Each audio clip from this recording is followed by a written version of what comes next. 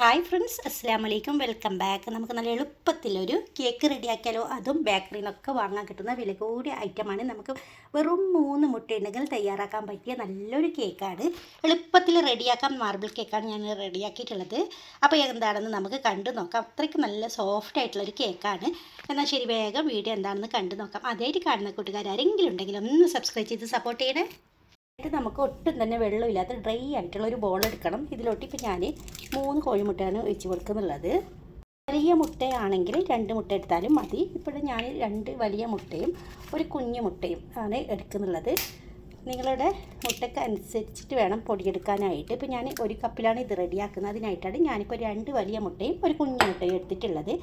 അപ്പോൾ നിങ്ങളുടെ കയ്യിൽ എല്ലാം കുഞ്ഞു മുട്ടയാണെങ്കിൽ ഒരു 4 വരെ എടുക്കാം കേട്ടോ. ഇതിലോട്ട് ഞാനിപ്പോൾ 2 നുള്ളു ഉപ്പ് ചേർത്ത് കൊടുക്കുന്നുണ്ട്. ടേസ്റ്റ് ബാലൻസിന് വേണ്ടിയിട്ടാണ് ഉപ്പ് ചേർക്കുന്നത്. ഇതിലോട്ട് ഞാനിപ്പോൾ 1/2 കപ്പ് പഞ്ചസാരയാണ്. ഇത് പൊടിച്ച പഞ്ചസാര പോലത്തെയാണ്. അതിൻ്റെ പേരിലാണ് ഞാനിപ്പോൾ ഇവിടെ 1/2 കപ്പ് എടുത്തിട്ടുള്ളത്. നിങ്ങൾക്ക് നല്ല മധുരം വേണമെങ്കിൽ 3/4 കപ്പ് വരെ ചേർത്ത് കൊടുക്കാം. അതൊക്കെ നിങ്ങളുടെ ഇഷ്ടത്തിനനുസരിച്ച് പഞ്ചസാര എടുക്കാം കേട്ടോ. ഞാൻ ബീറ്റർ വെച്ചിട്ടാണ് ഇതിനെ ബീറ്റ് ചെയ്തെടുക്കുന്നത്. എത്ര മിക്സിയിൽ ഇട്ടിട്ട് നമുക്ക് പെട്ടെന്ന് തയ്യാറാക്കാമെന്ന് വെച്ചാലും നമുക്ക് നല്ല സ്പോഞ്ചി ആയിട്ടുള്ള കേക്ക് കിട്ടത്തില്ല. അതിന് ബീറ്റർ തന്നെ ആവശ്യമാണ്. മിക്സിയുടെ ജാറിലൊക്കെ ഇട്ടിട്ട് വെച്ചാൽ നമുക്ക് കുറച്ച് കേക്ക് ബേക്കാകുമ്പോൾ അത് താഴ്ന്നു പോകാൻ സാധ്യതയുണ്ട്. അപ്പോൾ ബീറ്റർ ഉണ്ടെങ്കിൽ നിങ്ങൾ തീർച്ചയായും ബീറ്റർ വെച്ചിട്ട് തന്നെ ഇങ്ങനെ ഒന്ന് ചെയ്തെടുക്കണം കേട്ടോ. അങ്ങനെ ഇതേപോലെ ബീറ്റായി കിട്ടിയിട്ടുണ്ട്. ഇനി നമുക്ക് ബീറ്ററിൻ്റെ ആവശ്യമില്ല. ഇതൊന്ന് മാറ്റി വെക്കാം. നമുക്ക് ആവശ്യമുള്ളത് 1 കപ്പ് മൈദപ്പൊടിയാണ്. ഒരു അരിപ്പയുടെ സഹായത്തിൽ നമുക്ക് ഇങ്ങനെ ഒന്ന് ഇട്ട് കൊടുക്കാം. അപ്പോൾ കട്ട കെട്ടാതെ നമുക്ക് കിട്ടും. ഇതിൻ്റെ പേരിലാണ് ഇങ്ങനെ ഒന്ന് അരിപ്പയിൽ വെച്ചിട്ട് അരിച്ചെടുക്കാൻ പറയുന്നത്. 250 മില്ലിയുടെ കപ്പാണ് ഇപ്പോൾ ഞാൻ എടുത്തിട്ടുള്ളത്. ഇത് നമുക്ക് കുറേശ്ശെ ആയിട്ട് ഇട്ട് കൊടുക്കാം. ആദ്യം ഇത്ര മതി. ഇനി നമുക്ക് ഇതൊന്ന് സ്പാച്ചില വെച്ചിട്ട് ഒന്ന് കലക്കിയെടുക്കണം. വളരെ പതുക്കെ വേണം ഒന്ന് കലക്കിയെടുക്കാനായിട്ട്. ഇനി നമുക്ക് ഇതിലോട്ട് ബേക്കിംഗ് പൗഡർ ചേർത്ത് കൊടുക്കാം. അതൊരു 3/4 ടീസ്പൂണ് ഞാൻ ചേർക്കുന്നുണ്ട്. ഡേറ്റ് നോക്കണം. ബേക്കിംഗ് പൗഡറിൻ്റെ ഡേറ്റ് നല്ല പുതുപുത്തനെ ആയിരുന്നാലേ നമുക്ക് കേക്കൊക്കെ നല്ല രീതിയിൽ പൊങ്ങി കിട്ടത്തുള്ളൂ. അപ്പോൾ അതൊന്ന് ശ്രദ്ധിക്കണം. ഞാനിപ്പോൾ ഇതിൽ കുറേ ടിപ്സ് പറഞ്ഞു തന്നിട്ടുണ്ട്. അതൊക്കെ ഒന്ന് ഫോളോ ചെയ്താൽ നമുക്ക് നല്ലൊരു കേക്ക് ഉണ്ടാക്കിയിട്ട് സെയിൽ ചെയ്യാൻ പറ്റുന്നതായിരിക്കും. അങ്ങനെ ബാക്കിയുള്ള പൗഡറും കൂടി ഒന്ന് ഇട്ട് കൊടുക്കാം. ഇതിലോട്ട് 2 ടേബിൾ സ്പൂണ് ഓയിൽ ഒഴിച്ച് കൊടുക്കുന്നുണ്ട്. അത്രയും ഞാൻ ഒഴിക്കുന്നുള്ളൂ, 2 ടേബിൾ സ്പൂണ്. ഇതിന് പകരം നിങ്ങൾക്ക് ബട്ടറോ നെയ്യോ ചേർത്ത് കൊടുത്താലും മതി. ഞാനിപ്പോൾ ഇവിടെ ഓയിലാണ് ഒഴിച്ചിട്ടുള്ളത്. ഇനി വീണ്ടും നമുക്ക് കട്ട് ആൻഡ് ഫോൾഡിൽ ഒന്ന് കലക്കിയെടുക്കാം. നല്ല കട്ടിയിലായി വന്നിട്ടുണ്ട്. ഇതിലോട്ട് ഒരു 2 ടേബിൾ സ്പൂണ് പാലും കൂടി ചേർക്കുന്നുണ്ട് കേട്ടോ. ചൂട് പാലല്ല, സാധാരണ പാലാണ് ഇപ്പോൾ ഞാൻ ചേർത്തിട്ടുള്ളത്. വീണ്ടും ഒന്ന് മിക്സാക്കി കൊടുക്കണം. അപ്പോൾ ഇത് മിക്സാക്കി കഴിഞ്ഞിട്ടുണ്ട്. ഇനി നമുക്ക് ഇതിൽ നിന്ന് 1 ടേബിൾ സ്പൂണ് ഒന്ന് മാറ്റി വെക്കാം കേട്ടോ. ഇത്രയും മതി. ഇത്രയും മാറ്റി വെച്ചതിന് ശേഷം നമുക്ക് ഇതിലോട്ട് പിസ്ത കേക്കല്ലേ ഞാൻ തയ്യാറാക്കുന്നതിനായിട്ട് ഈ എസൻസ്, ടൈഗറിൻ്റെ എസൻസാണ്. വളരെ കുറച്ചാണ് ഒഴിച്ച് കൊടുക്കുന്നത്.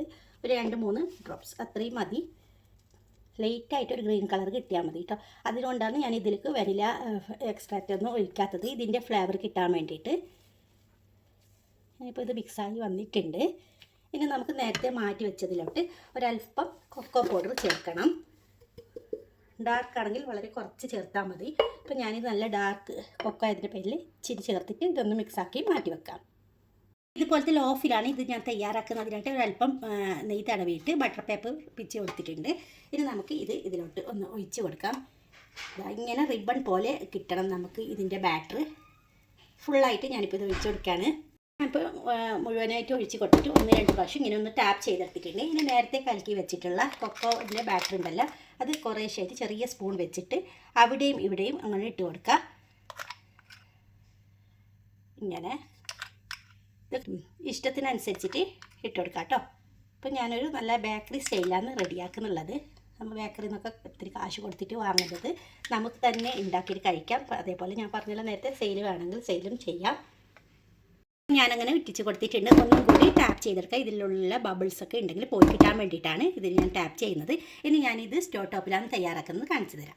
ഇതേപോലത്തെ ഒരു പാനിലാണ് റെഡിയാക്കുന്നത്. ഇതിന് 10 മിനിറ്റ് മുമ്പ് ഞാൻ പ്രീ ഹീറ്റ് ചെയ്തിട്ടുണ്ടായിരുന്നു. ഇനി നമുക്ക് ഇതിലോട്ട് ഇറക്കി വെച്ചിട്ട് മൂടി വെച്ചിട്ട് ഒരു 20 തൊട്ട് 25 മിനിറ്റ് വരെ ചെറു തീയിലിട്ടിട്ട് ഒന്ന് ബേക്ക് ചെയ്തെടുക്കാം. ഇനി നമുക്കൊരു ടൂത്ത് പിക്ക് വെച്ചിട്ട് ബേക്കായെന്ന് നോക്കണം. ഒട്ടും തന്നെ ഇതിൽ ഒട്ടി പിടിക്കുന്നില്ലെങ്കിൽ ഇത് ബേക്കായി എന്നാണ് അർത്ഥം. അങ്ങനെ ഇപ്പോൾ ഇത് റെഡി ആയിട്ടുണ്ട്. ഒരു 28 മിനിറ്റ് എനിക്ക് എടുത്തിട്ടുണ്ട് കേട്ടോ. കുറച്ച് ചൂടാറിയതിന് ശേഷം നമുക്ക് ഇതൊന്ന് തട്ടി കൊടുക്കാം. നമുക്കിതിൻ്റെ ബട്ടർ പേപ്പറൊക്കെ ഒന്ന് മാറ്റി കൊടുക്കണം. അപ്പോൾ അങ്ങനെ ഞാൻ ബട്ടർ പേപ്പറൊക്കെ മാറ്റിയിട്ടുണ്ട്. ഇനി നമുക്ക് സ്ലൈസായിട്ട് കട്ട് ചെയ്തെടുക്കാം. ഇപ്പോൾ ഇതാ നമ്മുടെ കേക്ക് റെഡി ആയിട്ടുണ്ട്. നല്ല സോഫ്റ്റായിട്ടും നല്ല ടേസ്റ്റ് ആയിട്ടുള്ള ഒരു കേക്കാണ്. എന്തായാലും ട്രൈ ചെയ്ത് നോക്കണം. അപ്പോൾ ഇഷ്ടമായാൽ ലൈക്ക് ചെയ്യാനും ഷെയർ ചെയ്യാനും സബ്സ്ക്രൈബ് ചെയ്യാനൊന്നും മറക്കരുത് കൂട്ടുകാരെ.